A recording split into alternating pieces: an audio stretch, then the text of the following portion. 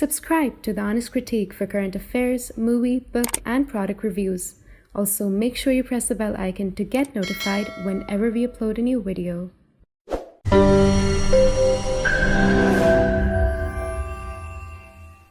The views, information, or opinions expressed during the video series are solely those of the individuals and do not necessarily represent those of The Honest Critique and its employees. The following video contains strong language which may be offensive to some viewers. Viewer discretion advised.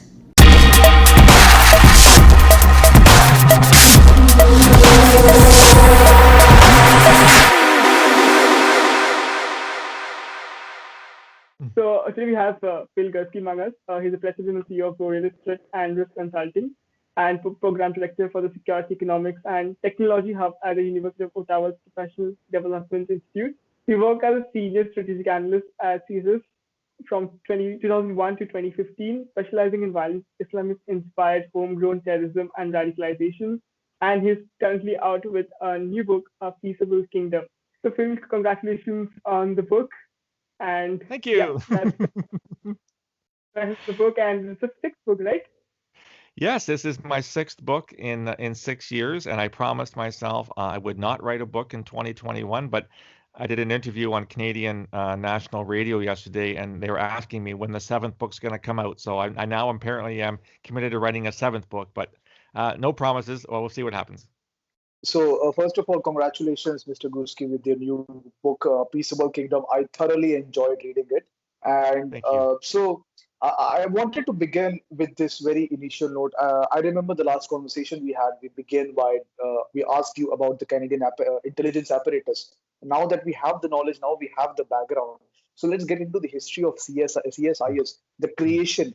So let me know if I'm wrong. So it was a division which was created under the RCMP, which is the Royal Canadian Mounted Police. So which was basically national security. It was an overall security agency. And after that, CSIS was created, which the initial role of CSIS was to report and advise, gather and process intelligence, while the RCMP was more into the law enforcement angle of it. So can you tell us how did the CSIS come out of RCMP? How the work was divided? So a little bit of history on that. Sure. So again, thank you very much for the opportunity to speak to you today.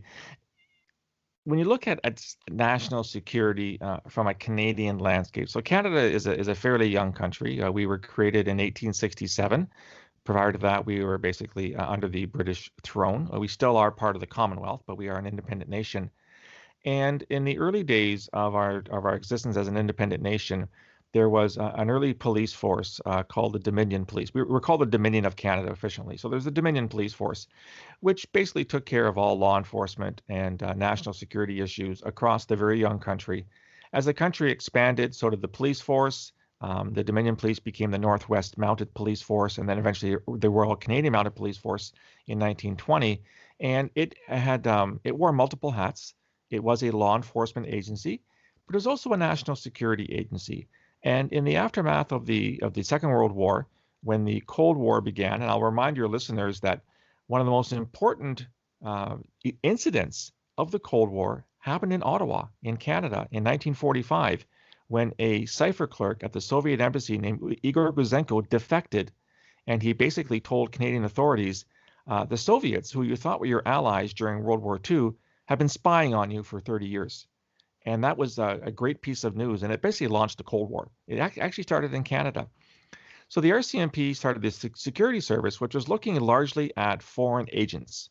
So Soviet agents, Warsaw Pact agents, people who were in Canada trying to spy on Canadians, steal Canadian secrets, and influence, in fact, intimidate dissidents who had left the Eastern Europe in the aftermath of the Second World War. I went to secondary school with two of my friends.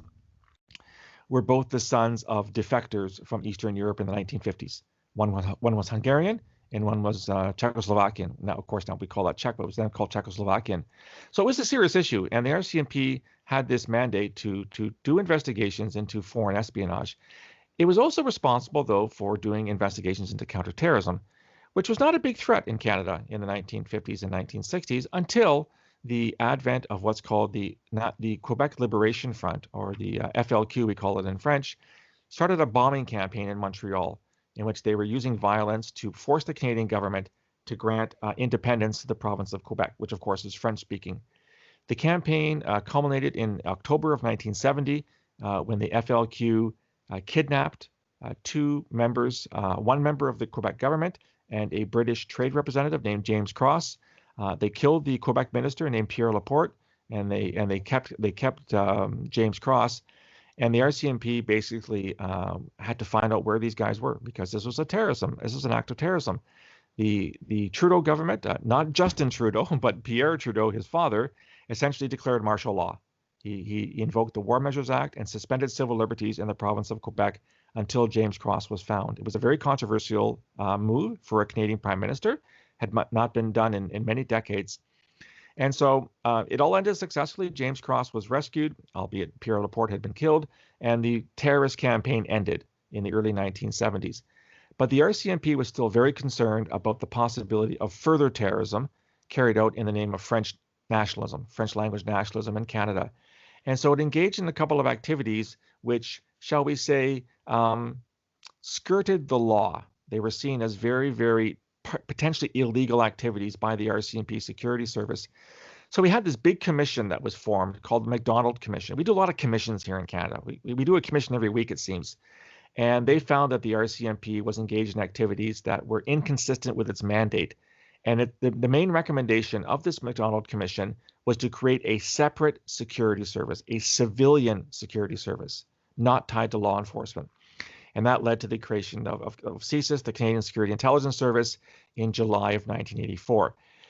The people who worked for the RCMP Security Service were given the option. They could hand in their badges, in other words, decommission their law enforcement duties and join the new security service, and many did. So the initial cohort of CSIS was largely former RCMP Security Service members, but they also started hiring true civilians who'd never worked in law enforcement. And so CSIS is now approaching its 40th anniversary. It's 37 years old this July, and there's about 3,500 people. I don't think there's anyone left from the old RCMP days. They probably all retired by now.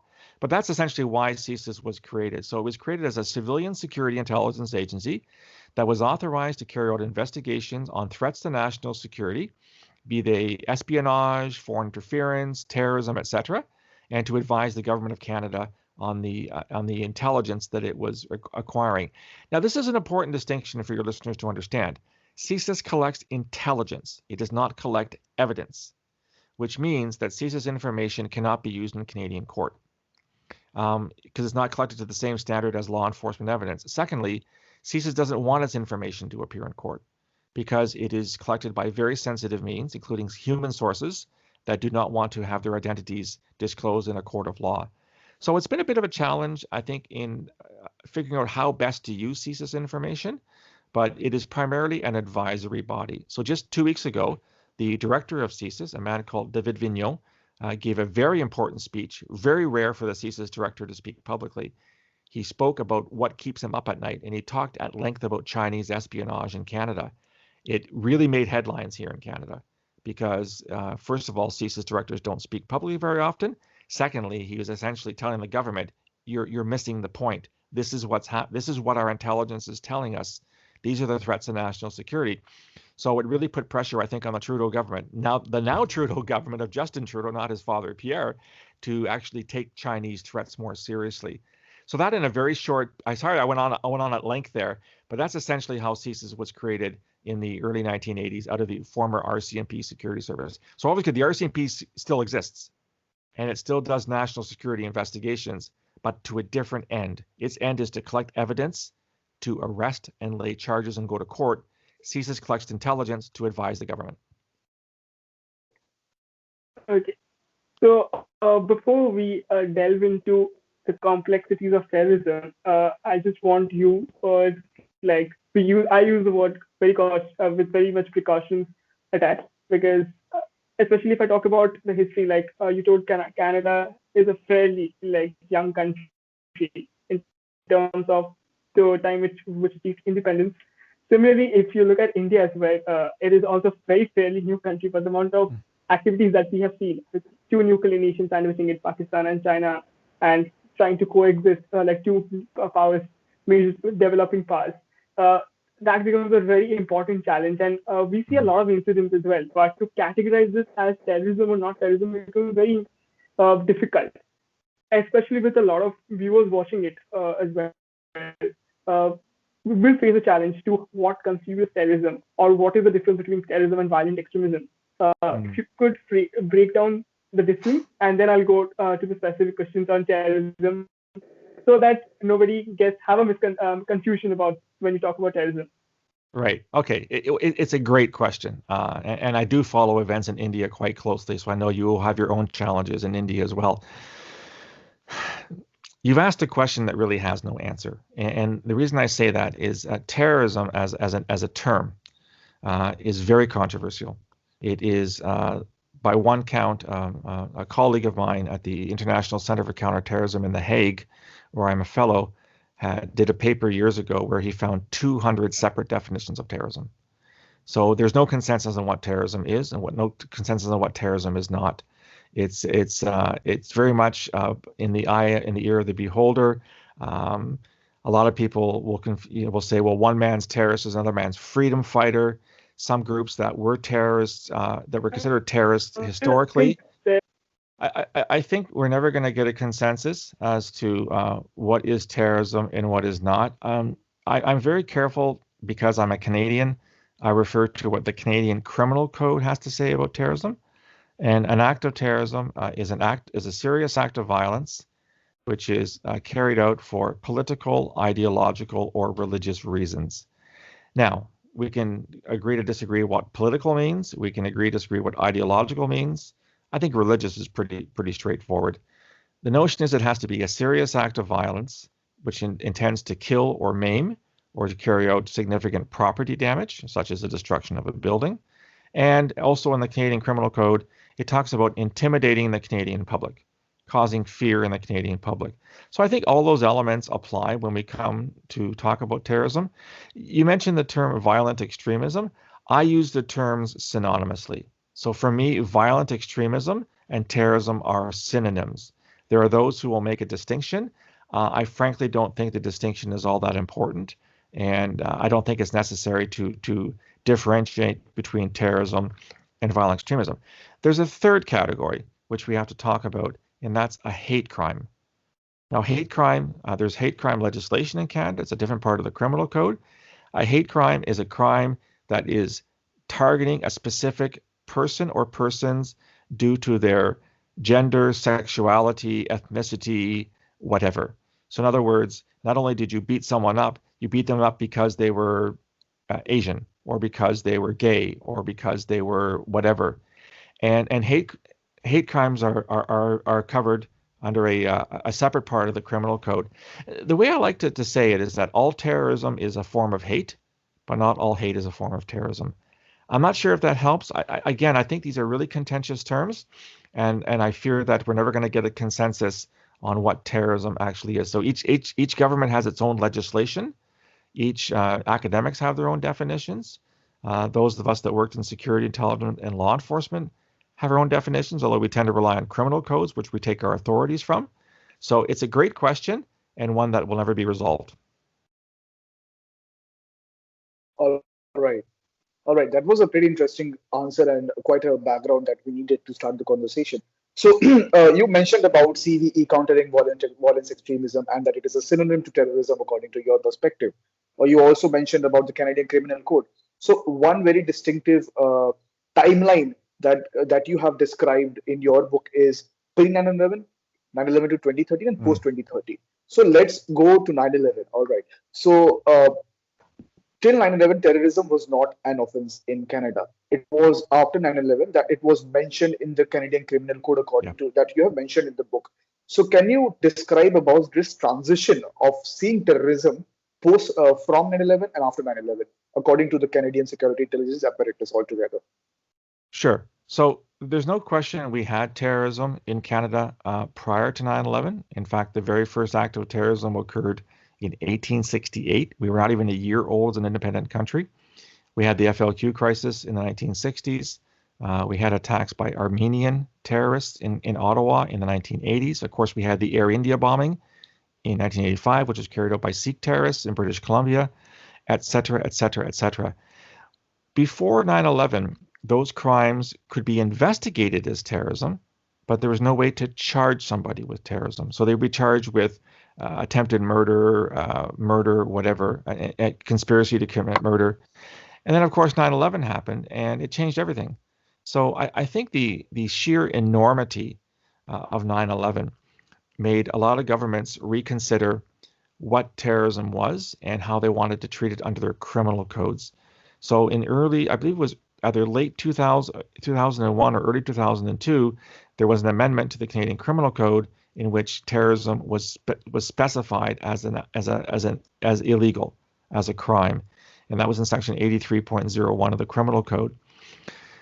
I mean, it did and it didn't change everything, in the sense that from the security services perspective, we had been investigating terrorism for decades anyway. Investigating terrorism is not the same as charging somebody with terrorism. Those are two very, very different things. Secondly, a lot of people, including myself, wonder if, in fact, we need to have a terrorism offense. Because if you look at what terrorists do, they kill, they maim, they carry out acts against public infrastructure. Those are already covered under the criminal code. Killing somebody is already a crime. Attempting to kill somebody is already a crime. So, in other words, what do you gain by calling it terrorism? You have to prove beyond a reasonable doubt that the individual or group did what they did for ideological, political, or religious reasons. And if you can't prove that, you might lose your case in court.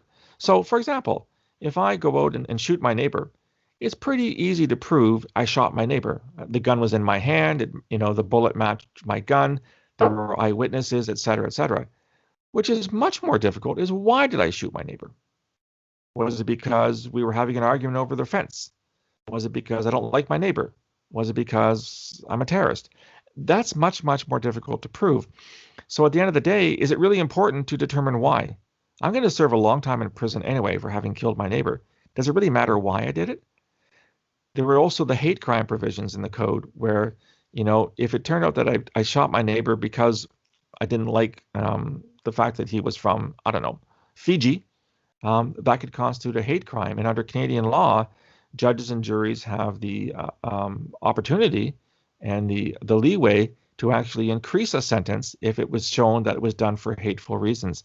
So 9/11 did change everything from a legislative perspective, but it didn't change anything from an investigative perspective. And as I say in the book, Canada's 9/11 was not on 9/11. It was a year and a half before, in December of 1999, when a Canadian Algerian named Ahmed Rassam tried to cross the U.S. border from British Columbia on the west coast to Washington State on his way to Los Angeles Airport, where he was going to carry out what he called the Millennium Plot, which would have been a catastrophic act of terrorism on New Year's Eve or close to New Year's Eve in 1999 in the name of Al-Qaeda. He was caught before he basically crossed the border, and he was arrested. Had he succeeded in passing the border point, he would have gone to Los Angeles and did what he did. That would have been catastrophic for Canada-U.S. relations, because the Americans would have said to us, you can't control your own border. You can't investigate your own terrorists. If you can't do it, we're going to do it for you.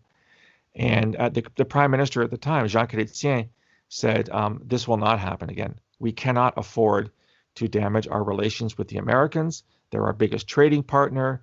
They're the world's, remaining global superpower. We need to be on good terms with the Americans. So a lot changed in Canada when it came to counterterrorism because of Rassam. And then, of course, 9/11 happened and we got more resources, but we were already doing a lot of counterterrorism investigations a year and a half prior to 9/11. So yes, it did change things, but from an investigative perspective, it did not. Okay. So I have this question in two parts. One was to the follow-up of you talking about violent extremism and terrorism. And this will follow up on that. So I saw you have covered this as well about incel terrorism, whether acts of ideological motivated can be considered terrorism or not, especially with the trial of a man who was, who was been charged with, I think running down 10 people in Toronto, right? And when you talk about ideologically motivated, can this be considered acts like this with a particular ideology bent? Any kind of an ideology of inflicting harm should be considered terrorism, or with a motive to for a larger goal should be. That's the first question. I'll ask you the next question after. Okay. It's a great question, and it's the subject of a great deal of debate here in Canada, and not just here but elsewhere. The whole incel movement. So for your listeners that aren't familiar, this is incel is short for involuntary celibate. It is a movement, I guess is the word I would use. I'm not sure I would go there. Been around for decades. Actually started by a woman who was frustrated that she couldn't find a satisfying sexual partner, so she was involuntarily celibate. Today we tend to associate it mostly with men, men who can't get girlfriends, can't get wives, and are frustrated. I happen to have struck up a conversation on several occasions with a U.S.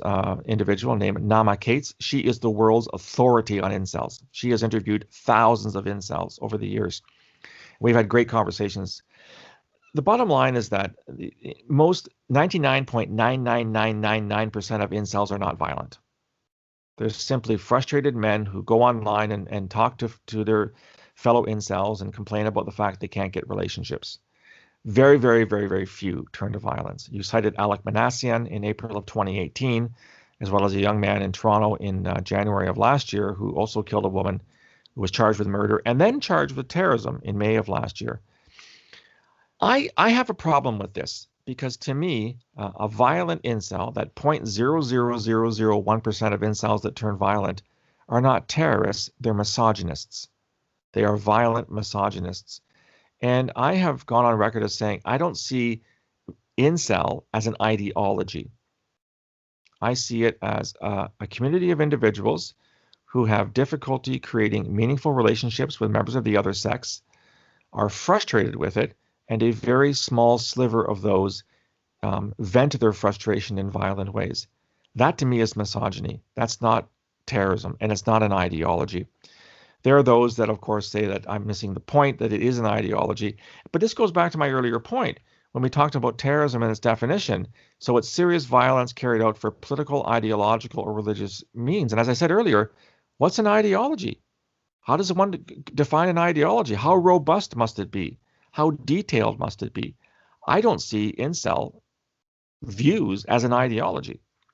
I just see it as a bunch of people who've got an issue with relationships. And, we've had many crimes committed by individuals who've targeted women because they're misogynists, because they hate women. Marc Lépine is the most famous case, the École Polytechnique in, was it 1989 in Montreal? He entered a classroom at the university. He told all the men to leave and he killed a woman. That's misogyny. That's not terrorism. And so going back to my earlier phrase, all terrorism is a form of hate. Not all hate is a form of terrorism. I have been very roundly criticized. I've been called all kinds of names for not agreeing with people who say that incels are terrorists. It's my opinion. You can choose to accept my opinion. You can reject my opinion. This is a free country. It's a free world. You can say whatever you want. But I just have a really hard time accepting that incels are terrorists. And Ms. Cates tends to agree with me on this. And I'm going to defer to her because she knows more about incels than anybody on the planet Earth. And so she has a hard time with considering this as terrorism either. The individuals, Alek Manassian, who killed 10 people and wounded another 15, will serve a very, very long time in jail because of what he did. By the way, I'm not even sure he's an incel. I think he invented it as an excuse at the last minute. But it's a topic that's going to keep going. The debate will continue. There will be disagreements on both sides. And all I'm asking for is to have an open dialogue. What is ideology? What is terrorism? What is hate? What is misogyny? And I think these are all terms that we need to talk about. Yeah. So my next question is complete off track to what I just asked you. It's about everyone has a memory of 9/11, especially in intelligence veterans. I remember we interviewed Cynthia Storer. She was a part of the group which chased on Bin Laden, and she told her distinct memory of 9/11 of when she was in the CIA headquarters. So what's your 9/11 memory? What was your day like? And the latter part is, since Canada shares really close bonds with US in terms of intelligence gathering and sharing as well, at any point of time, since you were in the body for CSIS, did CIA anytime coerce CSIS into listing or delisting any terrorist groups or chase down certain individuals because of the close bond which countries share? Okay. It's a great question, and you're right. I will never forget 9/11. I was at CSIS. I wasn't an employee of CSIS. I was still tied to my former organization, Communications Security Establishment, which is the signals intelligence organization in Canada. But I was in the process of changing my employment from CSE to CSIS, and it was a beautiful Tuesday morning, and I had the habit of walking to work. So it was about a 3.5 kilometer walk from my house to CSIS, which I loved because in my previous job I had to commute on public transport. It would take me an hour and a half. This was a 32-minute walk. It was a lovely way to start my day.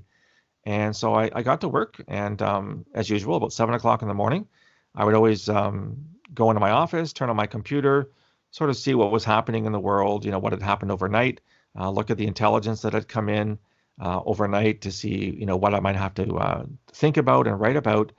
And somebody said, "Oh, you got to, turn on your TV." I said, "Why am I turning on my TV?" "Oh, there was a plane. A plane just hit the World Trade Center in New York."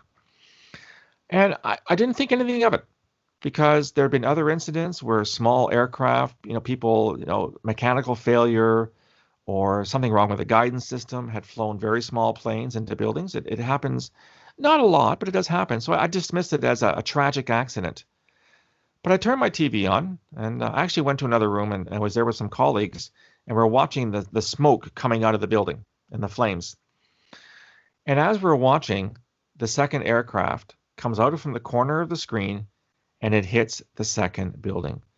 And at that point, it becomes quite clear this is not, a Cessna or a Dakota, a small two-seater airplane that has suffered mechanical failure.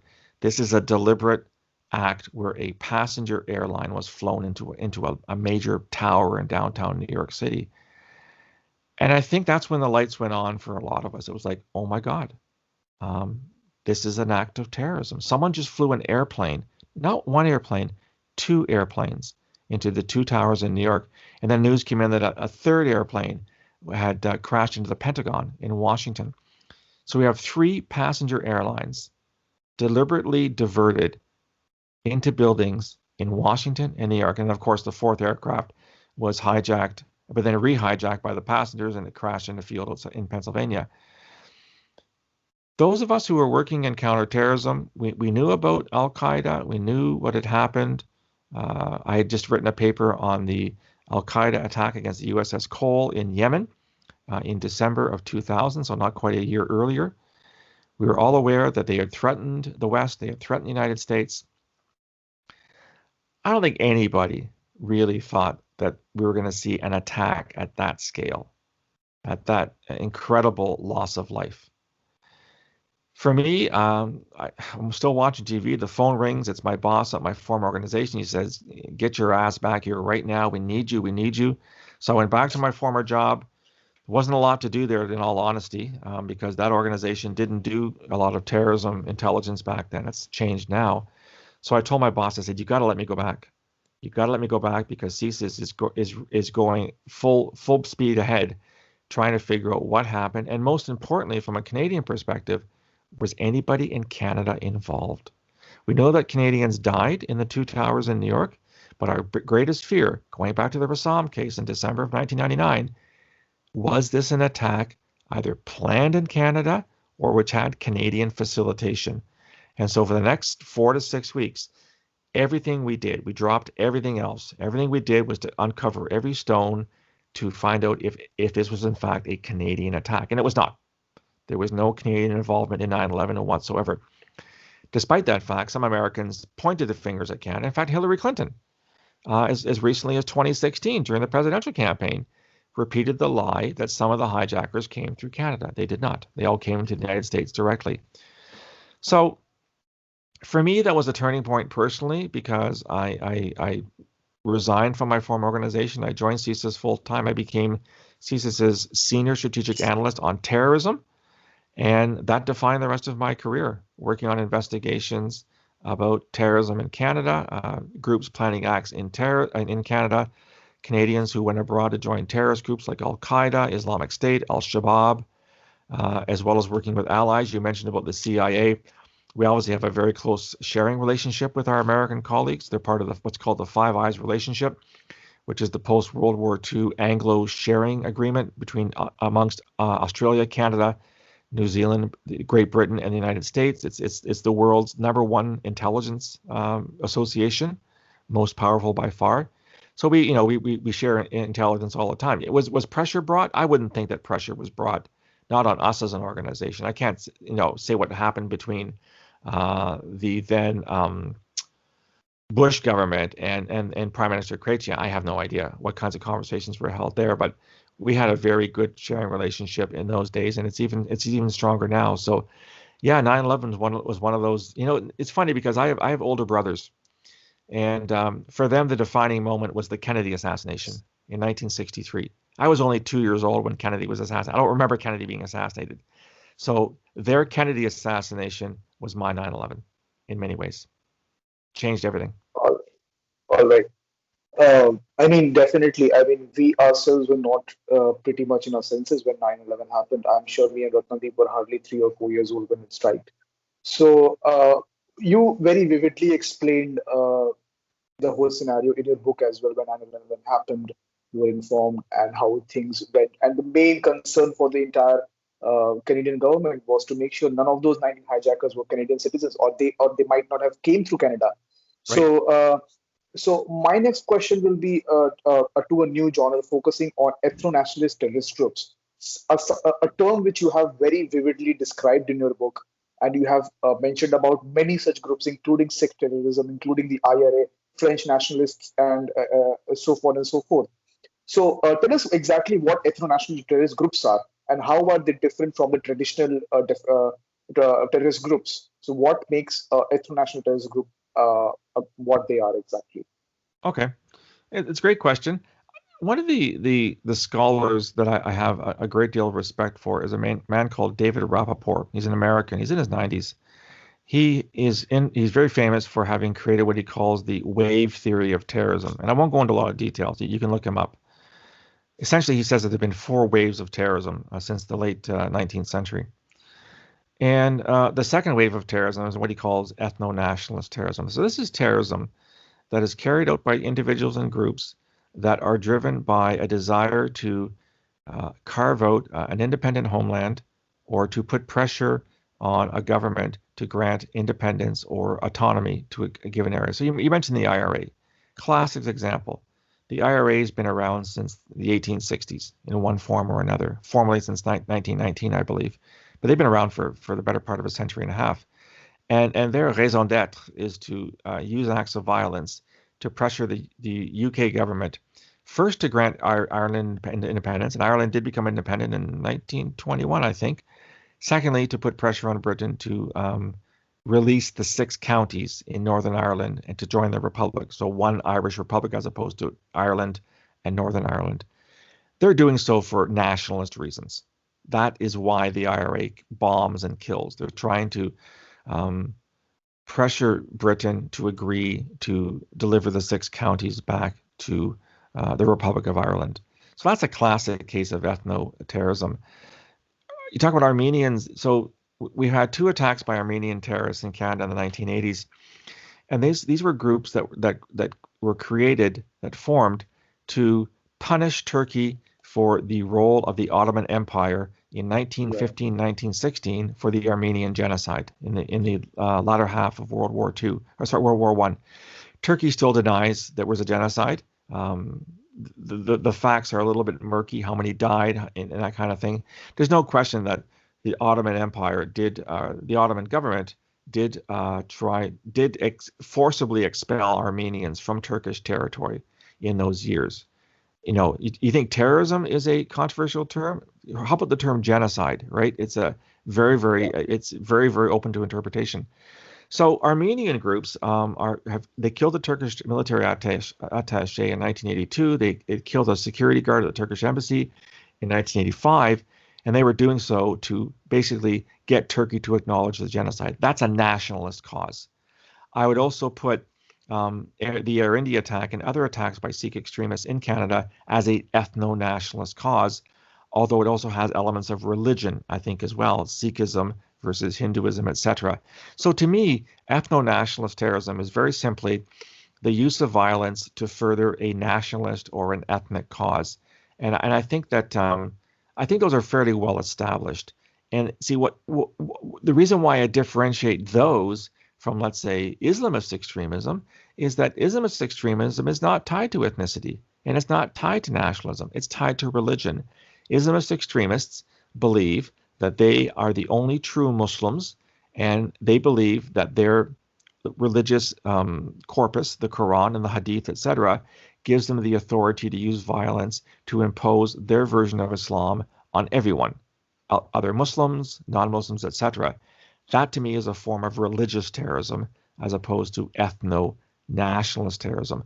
And then in the last, second last chapter of the book, I talk about other forms of terrorism like white nationalism, which I suppose could be construed as an maybe ethno-nationalist terrorism or far left terrorism, for example. So eco-terrorism, how do we define that? Really, really hard. It's not tied to ethnicity, not tied to nationalism, it's not tied to religion. It certainly is ideological. So when you're trying to compartmentalize terrorism, and you're trying to put terrorists in different groups, you have that challenge of defining what the groups are and how firm are the divisions. And I think, as I mentioned with Sikh terrorism, I think a case could be made that it's both ethnic terrorism, it's nationalist terrorism, and it's probably religious terrorism at the same time. Yeah. All right. So one quick follow-up on what you explained about the Sikh terrorism. In India right now, as we speak, there is a huge protest going on, which is the farmer protest. And amidst of all of that going on, a huge debate has been being around for a while, especially from the right-wing nationalist sector of the country, that Sikh terrorism has been a root cause of the whole protest. I personally believe that this is not a very valid claim, or this is absolutely there is no relevance to these claims. But talking about Sikh terrorism in Canada, we have had the tragedy of 1985 Air India bombing, and yet you have mentioned in your book that there has been no active Sikh terrorism investigation anywhere in Canada. So how do you see it? What is your take on Sikh terrorism in Canada, in spite of having such a big tragedy previously, which has been a major blowback, not just to Canada, also to the Indian community, Sikh community as well? Right. It's a great question, but I want to, if I can, I want to talk about the farmer thing for a second now. I mean, I don't know as much about it as you do. I have been following it online, the protests, and it has to do with essentially, I think, subsidies and ways of paying farmers, right? Correct. What I find interesting is that governments will often use terrorism to classify and to condemn protest movements. We're seeing that happen in Turkey right now. The Turkish government is labeling anyone who opposes President Erdogan as a terrorist. There's a story in the Canadian news just 2 days ago, a university student in Canada, who went back to Turkey to see his family, was charged with terrorism because he belongs to a political party which is opposed to Erdogan. So we know that governments use the terrorism label incorrectly all the time. Anyone who doesn't agree with them is called a terrorist. But yeah, further to your question, it's a very good one. So in the aftermath of Air India in 1985, the Sikh investigation was the #1 terrorism investigation at the security service for a very long time. And then as the years went on, it just seemed that there were fewer and fewer people in Canada who were advocating violence in this regard. So it seemed to have its peak in Air India. We had a few incidents. We had a few politicians who were targeted in British Columbia in the 1980s. And then it kind of seemed to go away. Unfortunately, there's also been information in the last couple of years that perhaps we're seeing a generational shift, meaning the individuals who were responsible for Air India in 1985 are now 35 years older. So you do sometimes see, people kind of, I won't say grow out of terrorism, but they grow older and they become less active. So that generation probably is not of as great concern as perhaps a new generation. And there is some indication that I've seen that perhaps the younger generation within the Canadian Sikh community, and I'm not saying the entire community, I'm saying there are certain elements, very minority elements in the Canadian Sikh community, which may be going in the general direction of advocating violence in the pursuit of Sikh independence in the Punjab. What that means is that if this is true, and I don't have all the facts, you may in fact see the requirement to relaunch or to rededicate resources against Sikh extremism in Canada if it turns out that there is enough information that shows that there are people who are considering using violence in that regard. So an investigation that has pretty well been sidelined for the better part of 3 decades may in fact be resurrected. In the same way, given what just happened between Azerbaijan and Armenia in the Nagorno-Karabakh region, where a territory that the Armenians had held since the early 1990s, the Azeris just took it back last fall. There are a lot of very angry Armenians about this. And Turkey aided Azerbaijan in the war to regain Nagorno-Karabakh. So Armenia has something else to blame Turkey for, not just the genocide of 1915, but the fact that Turkey aided Armenia's chief enemy, Azerbaijan, in taking back Armenian territory. Therefore, it is entirely possible, I'm not saying probable, entirely possible that you could have Armenian Canadians deciding to target Turkey because of their assistance to Azerbaijan. I'm not predicting that. I'm just saying it's a possibility. The reason I'm raising this, and it is directly related to your question, is that terrorist ideology and terrorist movements very, very seldom go away permanently. Since the 1950s all the way to the 2000s. But the grievances are still there. The FARC was created because of grievances against the Colombian government. There still is a government called a group called the ELN, El Ejército Nacional de Liberación, in Colombia that's carrying out terrorist attacks. So even if the FARC is not there, the cause is still there. In other words, there still will be a very small number of Sikhs, Sikh Canadians, Sikh Indians, whatever, who still believe in the grievance of an independent Punjab, still believe that the Indian government acted in a heavy-handed way in 1984 with Operation Blue Star in Amritsar, with the siege of the Golden Temple.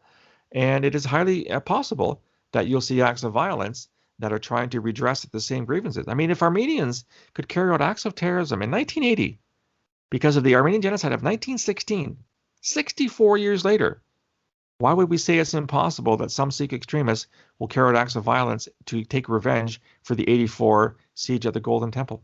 It's entirely possible. Yeah.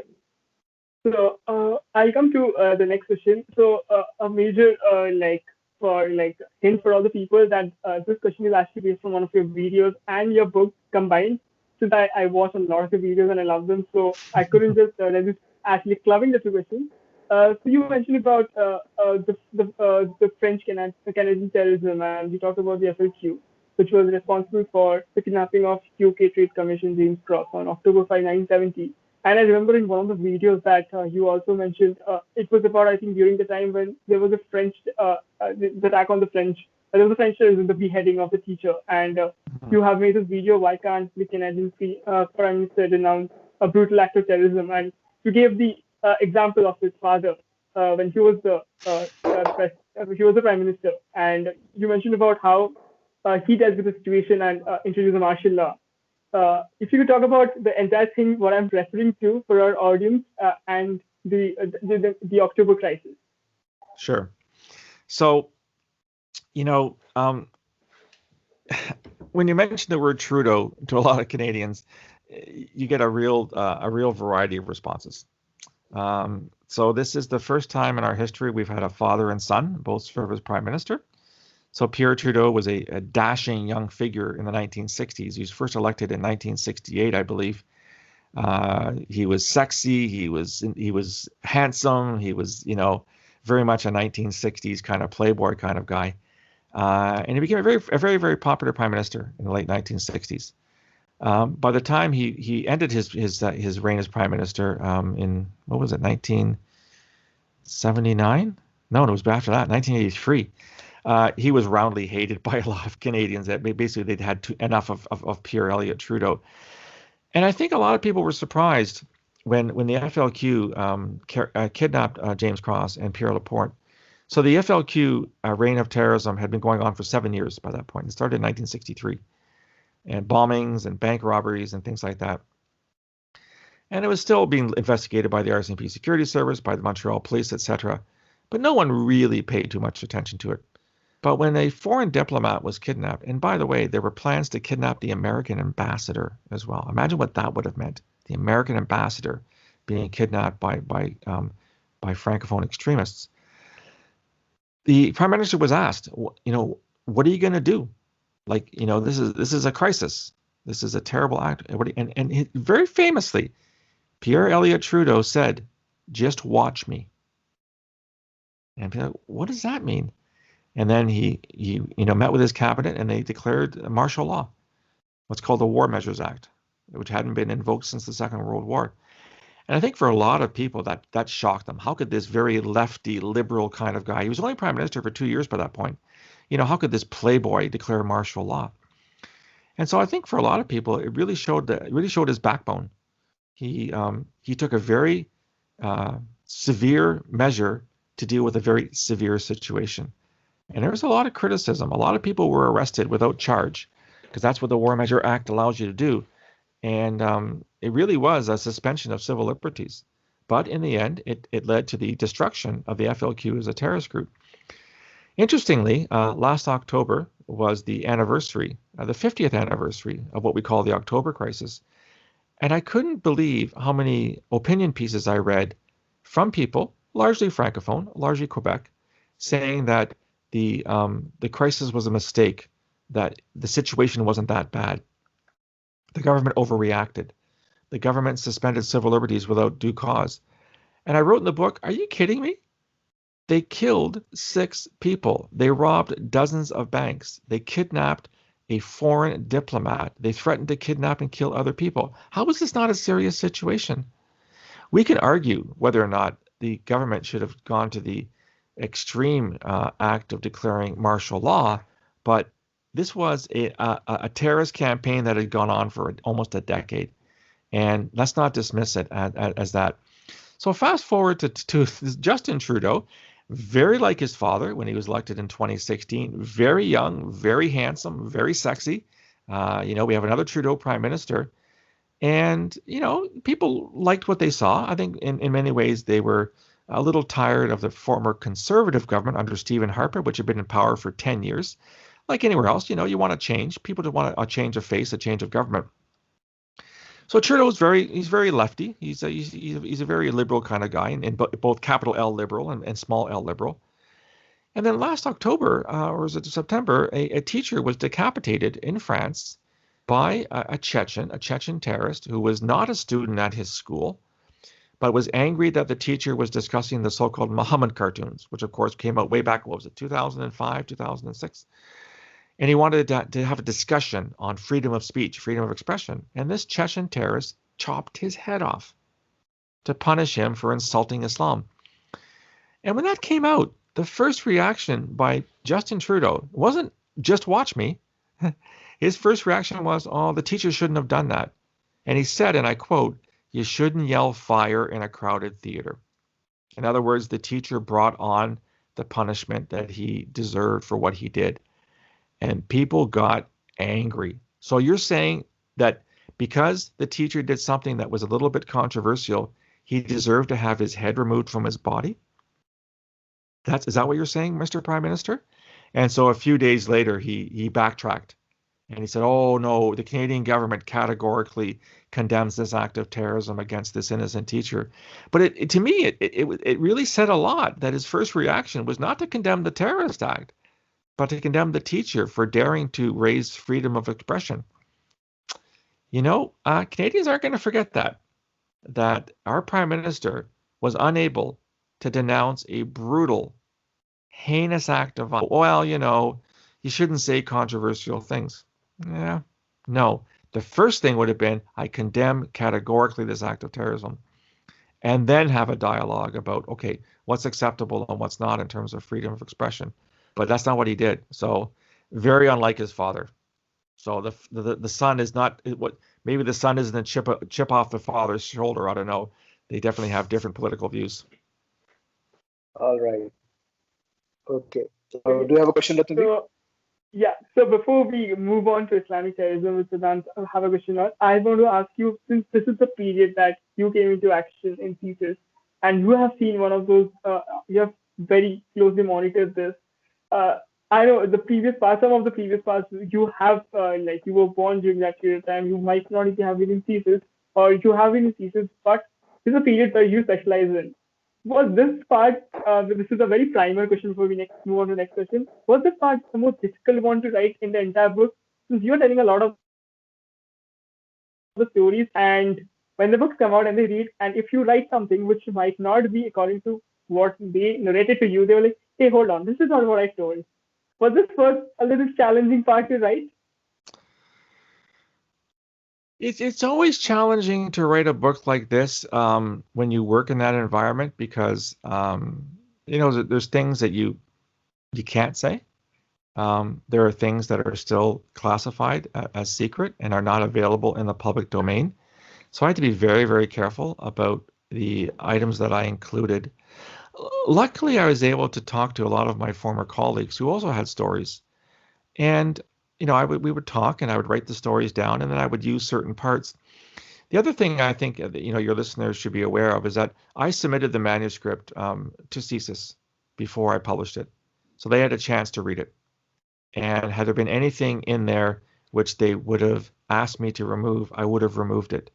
And I'm very pleased to report they didn't change one comma, not one period, which means that I was successfully careful in not disclosing things that should not be disclosed, that would be injurious to public safety or national security. In other words, I wasn't betraying any secrets. We tell stories and we talk about our experiences, but I've succeeded in doing so in a way that was satisfactory to the security service. I'm not saying there are other parts of government won't be embarrassed by what I said, and that's fine. I'm allowed to express my opinion as a Canadian citizen, but I was able to share my own stories, share my colleagues' stories in a way that was acceptable. The other part of it is that in some ways this book is autobiographical. I mean, as you mentioned, with the exception of the first assassination in 1868, because I'm not that old. I know I'm really old, but I'm not 152 years old. With the exception of that attack, every attack I talk about occurred during my lifetime. Now, I didn't work in security intelligence during the FLQ crisis, but I do remember it growing up. Everything else, the Armenians, the Sikhs, the Iranians, the Islamists, the far right, all those acts of terrorism occurred during my time in security intelligence in Canada, which meant that it meant a little bit more to me. And as somebody who had access to intelligence and was working in environments with men and women who were doing investigations, it meant something more to me than the average Canadian. So in that sense, the book was, I think, partly autobiographical. Although I am considering writing a true autobiography, but that would mean a 7th book in 7 years, and I promised myself I wouldn't do that this year. So, having discussed all these organizations, all these ethno-nationalist terrorist groups and religious terrorist groups, let's come to the crux. Let's come to the main subject, which is Islamic terrorism.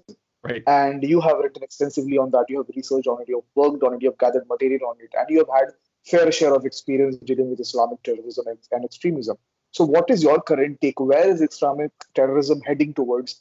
You are a regular watcher of events, and you're a regular observer of situations arising across Middle East, South Asia, East Asia, and everywhere.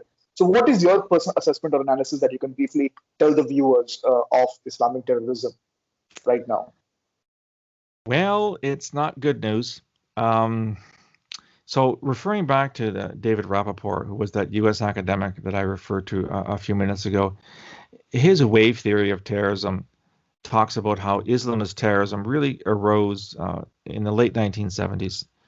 And I won't go into details, but there were 3 major events in 1979, the last of which was the Soviet invasion of Afghanistan on Christmas Day, which really gave birth to modern Islamist extremism. It had been around before that, but modern Islamist extremism. And Rappaport's theory is that most waves of terrorism last about 40 years, so 2 generations.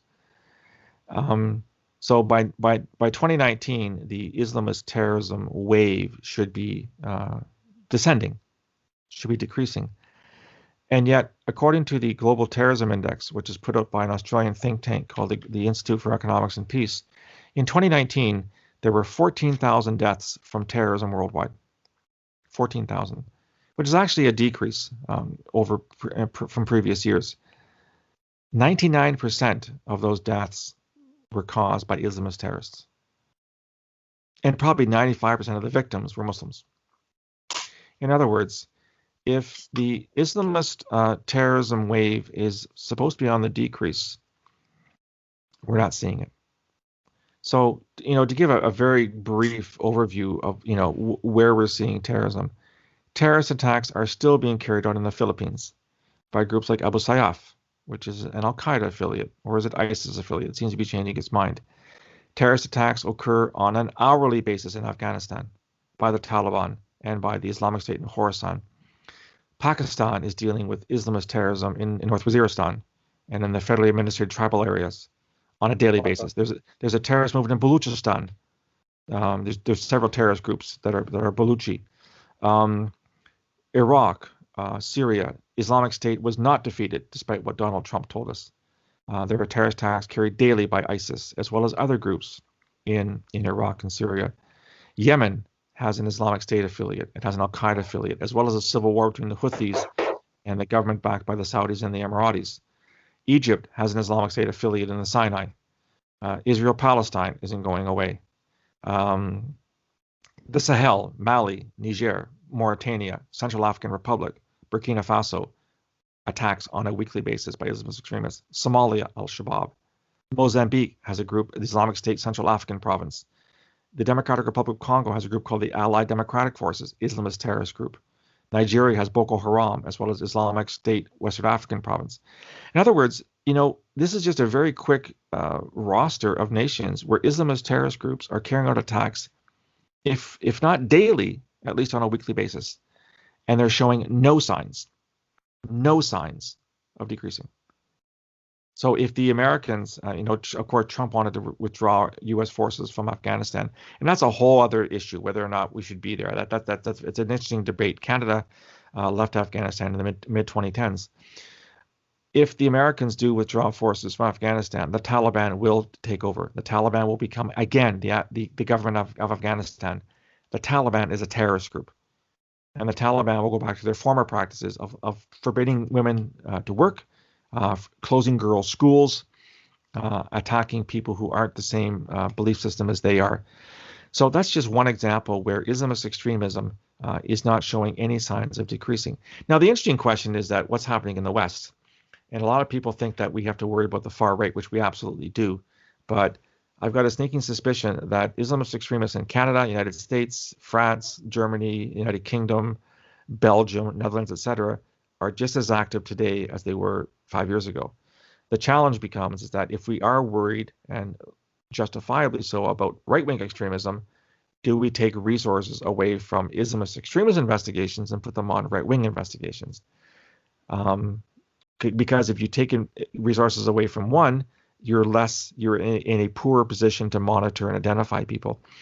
So bottom line is that as of end of February 2021, on a worldwide basis, 99% of all acts of terrorism are still carried out by Islamist extremists. And that's not going to change in the immediate future. I'll be doing these podcasts and these blogs for years to come because these are the people that are posing the greatest threat from on a global scale when it comes to terrorism. It's Islamist extremists. It's not the far left. It's not the far right. These are problems. I'm not saying they're not, but the Islamist terrorists are still the majority when it comes to acts of terrorism around the world. So for all the listeners who are listening, actually Phil has interviewed David Rappaport in one of the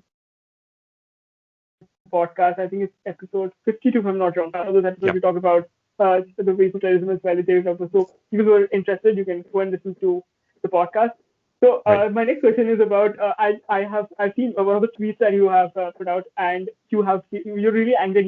You put out a video as well, post that about one of the person tweeted that far right wing extremists are actually are more in number than Islamists, and you put out a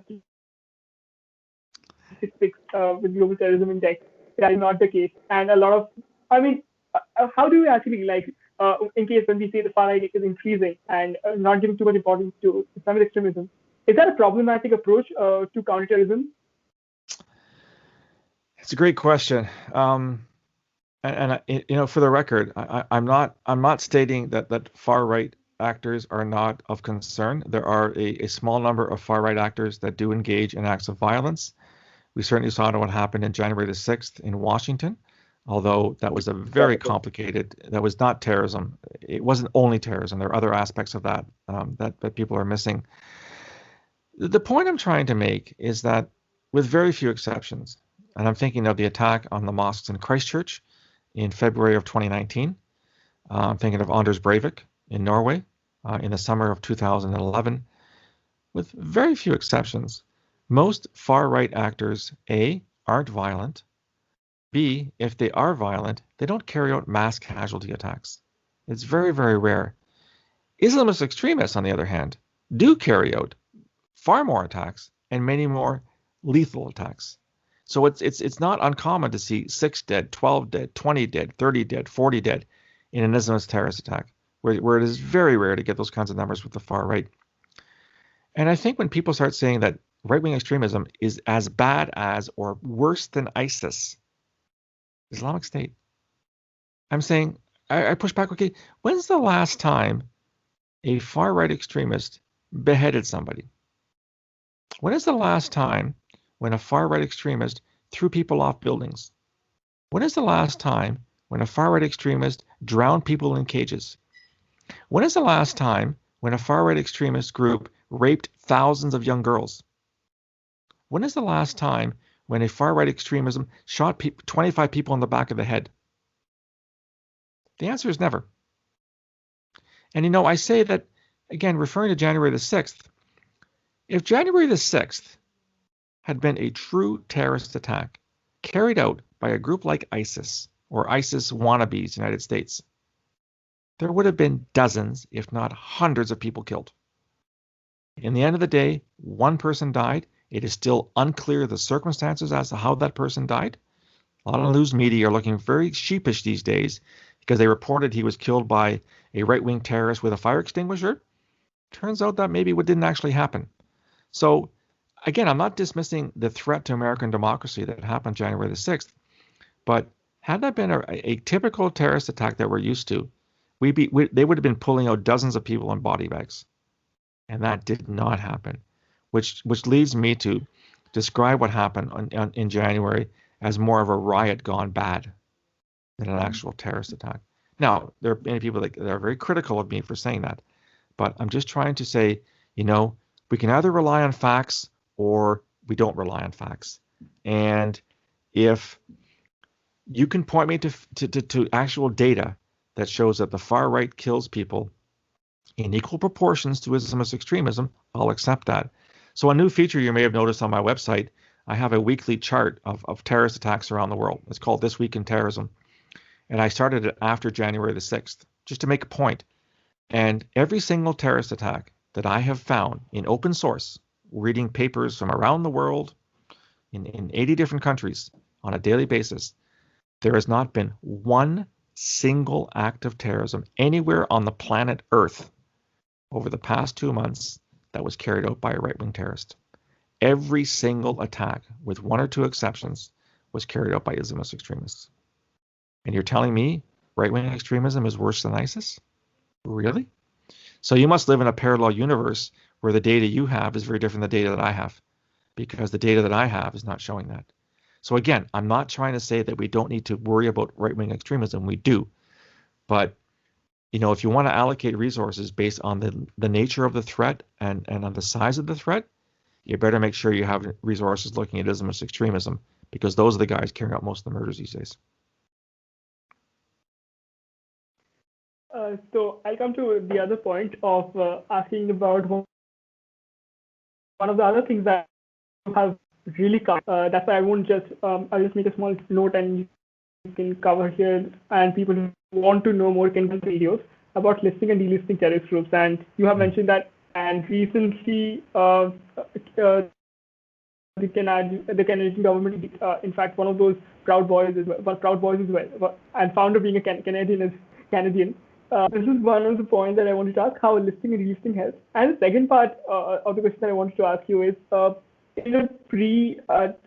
during the late 2010, 2011, 2012, when a lot of foreign fighters were coming, how was your approach in counterterrorism studies changed as well to the pre-foreign fighters period, when most of the people were traveling to Syria and coming back?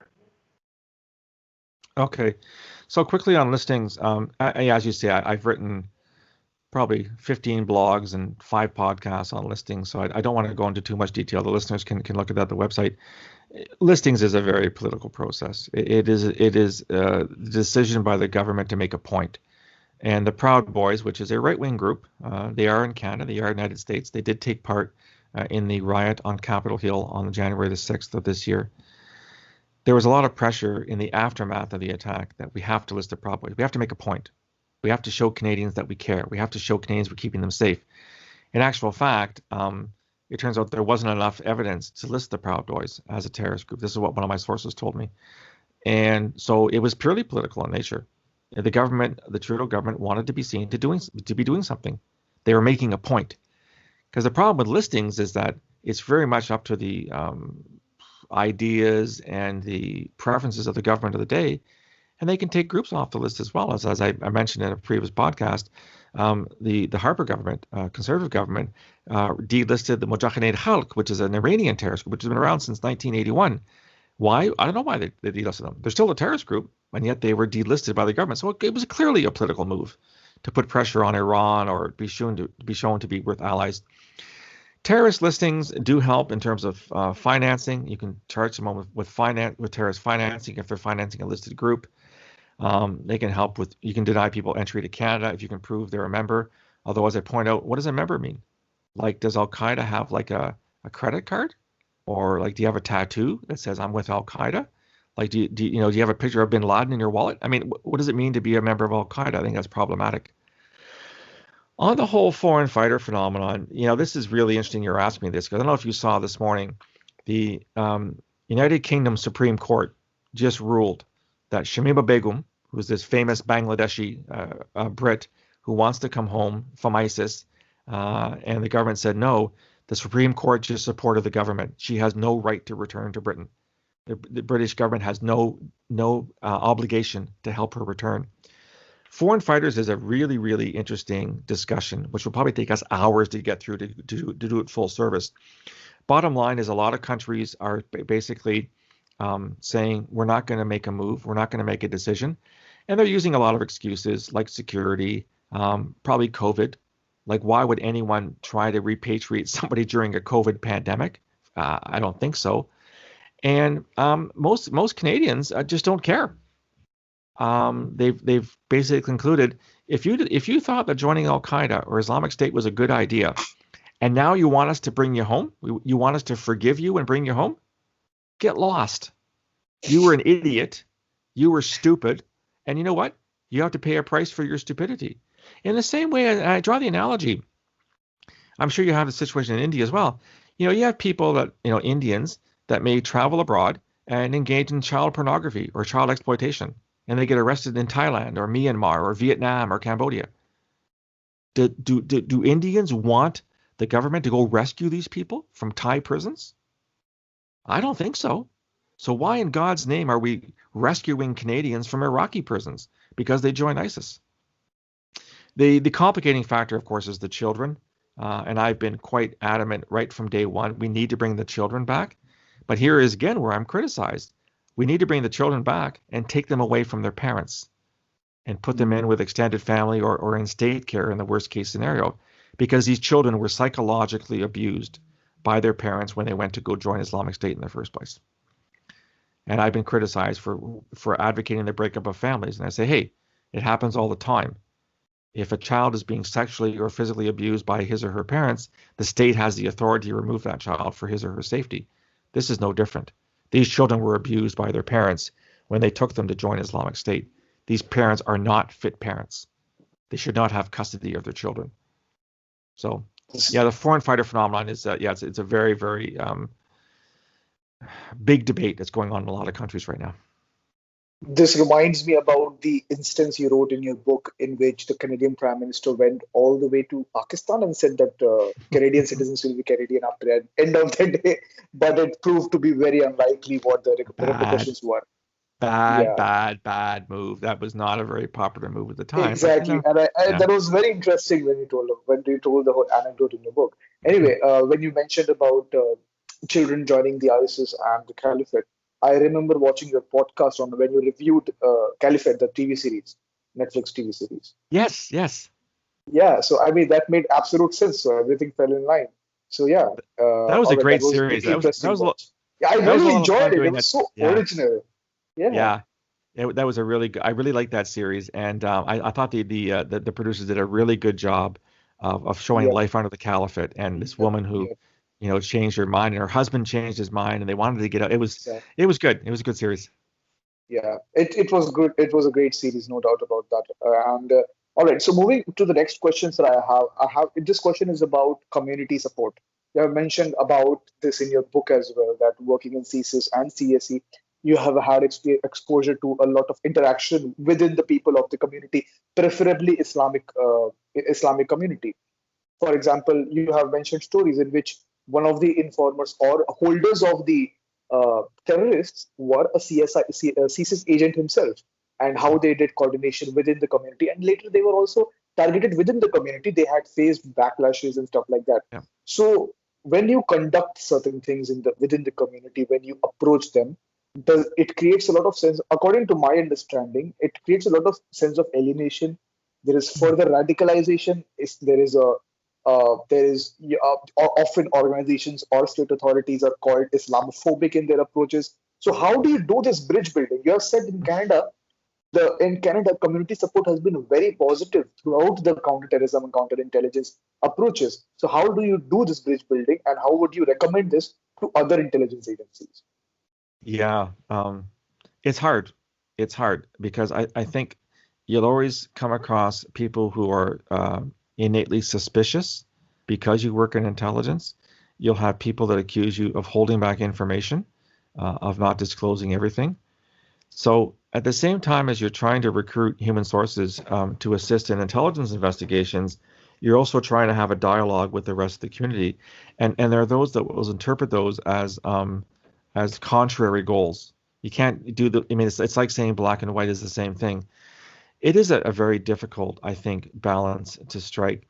I will give my former organization, credit in that they do recognize the value in going out across the country and talking to average Canadians about things like threat, about things like terrorism and espionage and foreign interference. And you'll always come across those who will be critical of you just for doing that. But I think that by being as open as you can, obviously you're not going to disclose sources or methods. That's the sort of the inner sanctum, if you will, of intelligence operations. You can say a lot of things to your fellow citizens about what is your mandate, why are you doing what you're doing, what are you concerned about, and most importantly, what is the role of communities? I think it was in Australia. I used to have a program after 9/11 called "See It, Say It." So if you come across something in your normal life and you think that's not right, there's something wrong there, you have an obligation to call someone. So, to use a silly example, if you're walking down the street and you see one person beating up another person with a hammer or with a pole, you're not going to walk by. You're going to call the police and say, this is something wrong. It's the same thing with things like foreign interference and radicalization. If you're concerned, you're not sure what it means, call the authorities. That's their mandate. They'll look into it. If there's nothing there, there's nothing there. But if there's something there, it's a good thing that you called them as soon as you did, because that gives them the opportunity to try and figure out what's going on. So I think this is part and parcel of what community engagement is all about. And I highly recommend that all security services and law enforcement agencies be as open as they possibly can. Again, for some people, they will never be satisfied because there's certain questions you're not going to answer. That's fine. You have to accept that. But most people that I met, not just in Muslim communities, but other communities across Canada, were very appreciative of the fact that we took the time to explain what's going on, what we're worried about, and how we can work together to prevent bad things from happening. So my recommendation is that all agencies in that field take those steps to develop relationships. Not only will they be more amenable to calling you when something's wrong, they're going to be more supportive of you as well. And that's going to help, I think, in the community writ large. So this is the last question I'm going to ask you. I mean, we can go on and talk about for days and days and days and days. You have produced contents both as and we, in fact, we have produced like 30 hours to 45 hours of content over the last. So I can tell you that we can go for hours and hours. This is the topic, and as much as we would like to, unfortunately, people have a limited time that the attention span to watch interviews. So I'll conclude with the last one. But last question, and the toughest one for you to answer, is to summarize the entire thing that I want to ask you. So one thing that we haven't given out any spoilers, and to make sure that people actually go through the entire book, we have actually kept the question very open-ended so that you get space to answer as well, and we don't ask specific questions. But if I had to just summarize the book in one word, I mean, it's really amazing actually to actually see in a chronological order of events that we have described terrorism. I don't think that any attempt has been made, especially anywhere else in the world. In India, it will be a little difficult challenge because the number of incidents we face every day. Yeah. But I think it's a very interesting book for anyone who wants to see the terrorism, the history of terrorism in Canada. So my last question is, you talk about terrorism, and you've given a USP of the book as well, saying that this is one of the books that's written from an intelligence veteran perspective.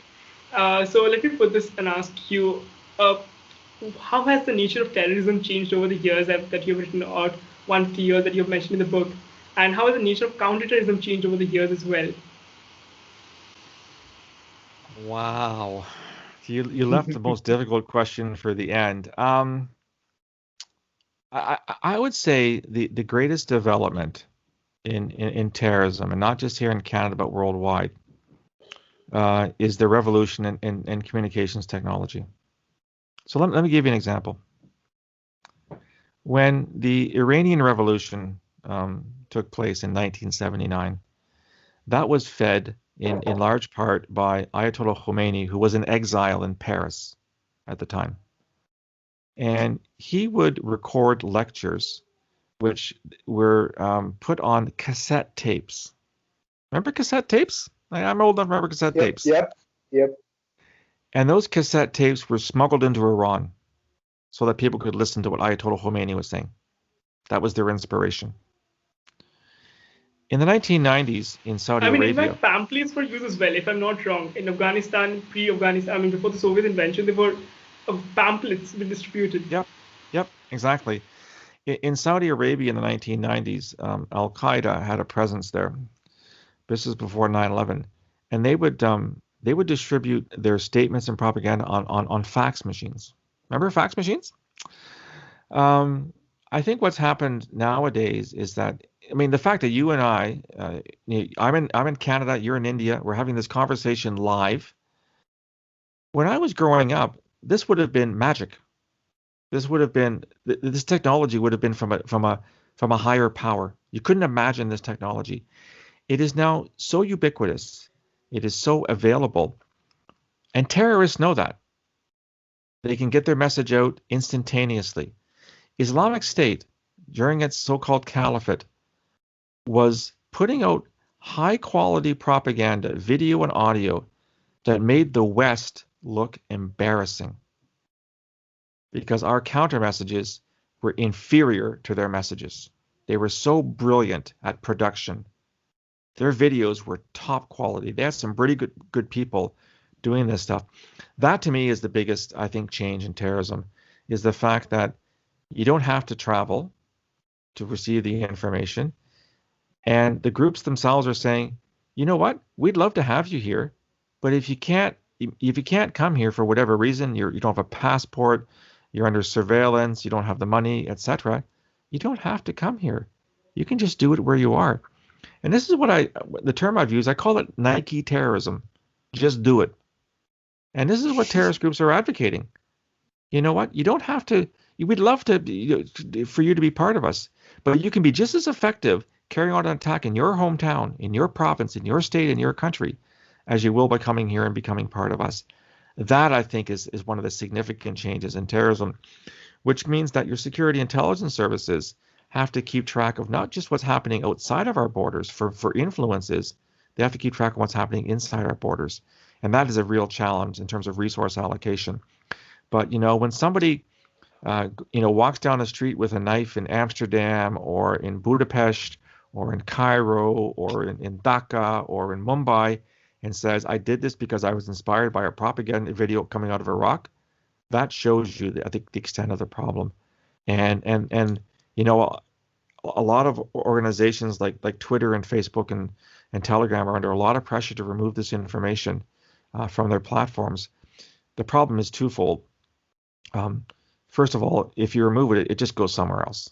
It just goes to another platform. You're familiar with the game Whack-A-Mole? You just hit a hammer and the mole just keeps appearing somewhere else. Secondly, when you work in security intelligence, you want to actually read their propaganda to see what they're saying. And if it's removed from certain platforms, it ends on platforms you can't access because they're encrypted or whatever kind of thing. So you're now flying blind because you're not knowing what people are being inspired to do. So, it's a great question, and again, it would take days to talk about. But I do think that the fact that telecommunications and social media platforms are just, you can be in the middle of nowhere with your iPhone. And all you need is a satellite connection, and you can download propaganda, you can download inspiration instantaneously. That was not possible before. That, I think, is what's changed terrorism, whether it's Islamist terrorism or right-wing terrorism or Sikh or Hindu or Buddhist or whatever. I think that's what's changing terrorism these days, is the fact that everyone is connected 24 hours a day, 365 days a year. And that's impossible to eliminate. Okay, so before I end it, Phil, would you like to give one Hardy Boys fact for Guide to Life? You like those, do you? Okay, let's do a Hardy Boys. And get my glasses on here. Let's do a Hardy Boys Guide to Life. Here we go. This is. I swear I did not pick this. I just found this. But talking about communication, okay. This comes from the Hooded Hawk Mystery. Carrier pigeons are not entirely reliable modes of communication. They can be attacked by birds of prey or crash into planes. Wow, crash into planes, allowing secret messages to fall into the wrong hands. So there you go. If you're a terrorist, do not rely on carrier pigeons. Use your iPhone instead. That's a good way to end it. On that note. That's a great note to end it. And thank you so much for taking your time, and to all the listeners who stick till the end and listening till now, please pick up a copy. You can order, I think, from Borealis. Yep. On the site. Yeah, on the website. And thank you so much for sending us the copy. It was really, we had a great time reading it. Great. Thank you so much. Exactly. And hope to see you sometime soon in the podcast again. Thank you guys for your support. I really appreciate it. You guys are a great. You're a great duo. You're a great duet on asking questions, and I really appreciate having the time to talk to you. Now go to bed. Go have supper and go to bed. Cheers to that. Thank you, sir. Okay, bye, guys. Thank you so much. Yeah. Bye-bye. Take care, and all the best for the other book launches and events that are lined up. Thank you very much. We'll talk soon. And no pressure at all. But we're waiting for the 7th book. Yeah. Okay, I'll dedicate it to you. I'll dedicate to you two guys. We'll keep that in mind. It's in record. Okay. Bye, guys. All right. Thank you, sir. Thank you. Thank you, sir. Bye.